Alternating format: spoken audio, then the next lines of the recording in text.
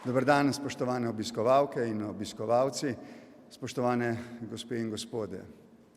Naj v mojem imenu in v vašem imenu, v našem skupnem imenu, tukaj iz velike kristalne dvorane predsedniške palače, pošljemo iskrene čestitke ob današnjem državnem prazniku vsem Slovenkam in Slovencem doma in po svetu, vsem našim državljankam in državljanom z željami za našo mirno in uspešno prihodnost.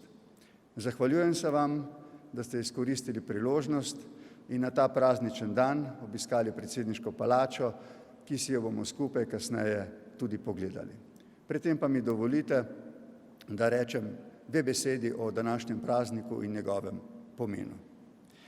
Izkoriščam to priložnost, da na predvečer oblikovanja nove vlade pozovem vlado, delodajalce in sindikate, da obnovijo vero v dialog, v socialni dialog in skupaj rešujejo najbolj vitalna vprašanja, ki zadevajo vse nas.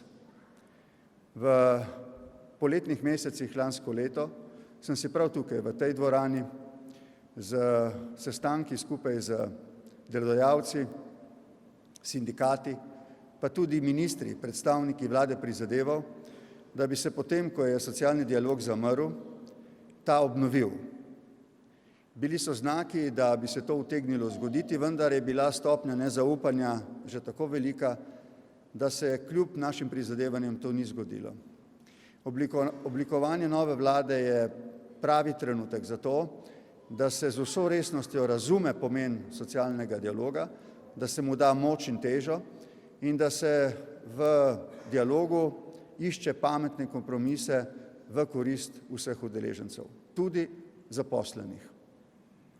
Danes praznujemo delo, praznujemo možnost, da skozi delo postajamo ustvarjalne osebnosti, razumemo njegov pomen, vsako delo je častno, tudi težko.